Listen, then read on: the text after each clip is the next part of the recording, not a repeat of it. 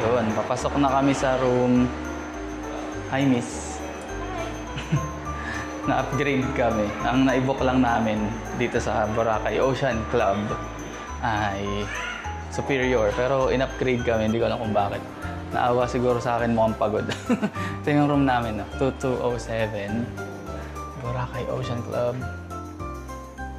Laki ng bed. Tapos merong dalawang mirror, TV.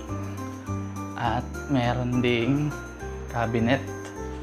Built-in cabinet. May... anong tawag dito? Biglang milaw. Plate traction. Merong safe. May ref. Payong na malaki. Tapos mga... ano ba yan? Hanger. And CR. Look at the CR. Lababo. Ooh. Shower. Yan. Nice. Ganda. Laki ng kama. Dalawa yan, ah.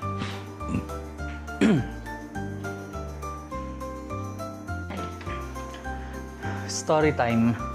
Nagkamali kami ng punta. Nagkamali kami ng hotel na pinuntahan. Ang pagkakaalam ko talaga, buong pagkakaakala ko, Boracay Beach Club Resort. Yung na-book namin na isa pang hotel. Punta kami. Station 1. Sa Station 1. Tapat ng Sunnyside Cafe. Tapos pagpunta namin doon, siyempre, pagod-pagod pa. Ho-ho pa rin.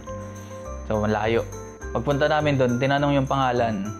De La Peña, ganyan. Wala pong booking na ganyan pangalan. Kinabahan pa ako. Akala ko na-scam. Tapos pagtingin ko doon sa ticket ng, ng Agoda, yun pala, Boracay Ocean Club Beach Resort. Yun. Madalas raw talaga nangyayari yan. Nagkakamali ng punta yung mga, bisita. Hindi, before pa nun, sabi ni ate, di ba, ma'am, pa-check baka Ocean Club, sabi niya. Tapos sabi ko sa'yo, ano ba, wait lang, ay hanapin daw. Tapos medyo na rin sila kasi parang, tingnan mo nga yung Agoda, gumagano na sila. Yung Agoda, tingnan mo nga, wala talagang doon. So, nagpapanik na din sila kasi, parang, huy, kailan niyo po na-i-book?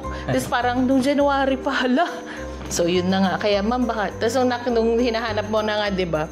Tapos nakita ko may na... Si yung staff nakikisilip sa cellphone. Ako din. Ay, di ba? Di ba yung sabi ko, nakita ko, ako yung nagsabi. Sabi ko, ayun, Ocean. Tapos sabi mo, saan? Yun pala yun. Boracay Ocean Club Resort. Ayun. Maganda. Na beach front. Beach front yung hotel. Dito sa Station 3. So, from Station 1, ho ulit kami na hanggang Station 3. Maganda rin yung ho kasi sobrang layo. Mali pa kami ng punta, pero wala kami binayaran. Yung one time na bayad lang. At maganda, sabi ko kanina, na-upgrade kami. Binibrief na kami. Ma'am, na-upgrade ko kayo ng deluxe. Tapos pag tinitignan ko, ay, hala, bakit po? Charot. Baka nakakakuha kaming pagod. Hindi, siguro tawag dito. Walang available. Hindi pwede. Hindi, pwede. O baka nag-extend. Pwede, or baka may nag-extend dun sa mga sa superior, tapos itong deluxe. Kasi kung tutusin, yung difference ng rate niya is malaking yun. Difference. Oo. Pero di natin alam. Pero, at least thankful na lang kasi nga, ganun, di ba? At ito pa. So, share namin sa inyo. Super dami niya. So, ito yung keycard niya. Butas-butas may puncher. Para siyang ticket sa bus pa probinsya. Correct. So, ang dami niyang, ang daming libre na, discount pala. Discount coupon. So, ito, yung complimentary breakfast namin for 6 a.m. to 10 a.m. 10 a.m. So, bukas, before ng flight namin, agahan namin mag-ayos para pag-start ng breakfast, 6. Mauna kami.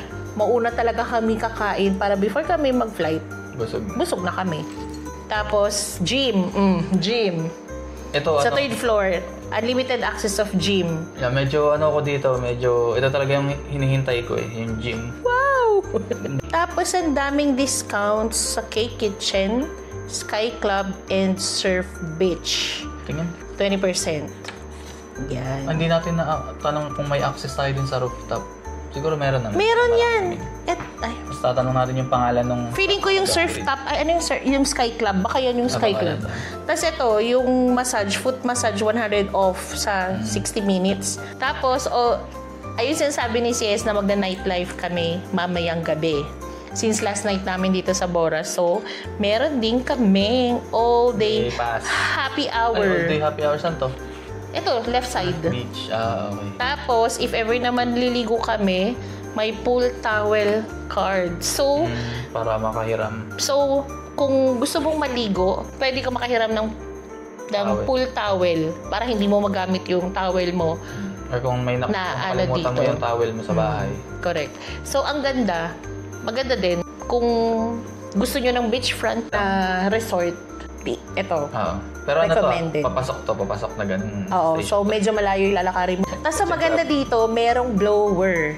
Ayun, may so, blower. si CS, mababasa niya yung buhok niya, i-blower ko siya mamaya. At saka ito na nga pala, magbibihis kami tapos kakain kami. Magbibihis na ba? Gutom ka na ba? Ako magbibihis ako kasi... maliligo muna ako. Magko-coffee na lang muna ako while waiting kay Carlson. Ligo, tapos bihis, tapos... Tulog, charot. Ayun na nga. Kakain. Pero mag-ano ako ng panligo na short. Kasi naiinganyo talaga ako maligo. Ewan ko lang, mainit kasi ngayon Baka... Mainit pa. Mamaya, pag mga medyo, siguro mga 5, 4:30, ganyan pwede na siguro. Kaya natin. Kakapalan na lang ng ng sunscreen. Kasi, hindi naman yung pag-itim ang inaano namin doon, kinatatakutan namin. Ang ano lang namin is yung sa hapdi, yung sakit. So, given talagang iitim ka naman. Ako nga, sobrang namumula na nga yung mukha ko kasi kaninang papunta kami ng Puka, no? As in, super aga pa. Ang aga pa no na 7. Di ba 7, no? 7 nung papunta kami doon. Pero yung niya, mataas na yung araw kasi. araw ang hapdi. Summer. Masakit na. So, how much more yung mga papunta ka to 10, yung mga ganun. Ayun, isa pa. Pagpupunta ka sa Puka. Tama. Agahan nyo talaga. So, agahan nyo. Hanggat maaari, 7, nandun na kayo sa Puka. Lalo na kung gusto nyo pumunta sa Sigbin Cave.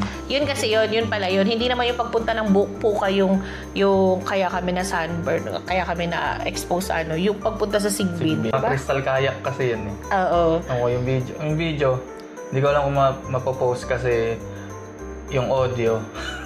Hina ng audio. Hindi ko alam kung sa mic o baka hindi naka-on Bakit yung mic kaya? ko. Baka hindi nga, feeling ko baka hindi naka-on yung mic mo. Basta yun, sa Puka Beach. Must try. Sige, maliligo muna ako tapos kita-kits tayo sa... Hindi ko alam, malayo-layo yung lakad ng station to. Baka mag-ho-ho ulit kami. Papuntang D-Mall. Malayo rin yung D-Mall. Tapos mainit. Unless maraming anino.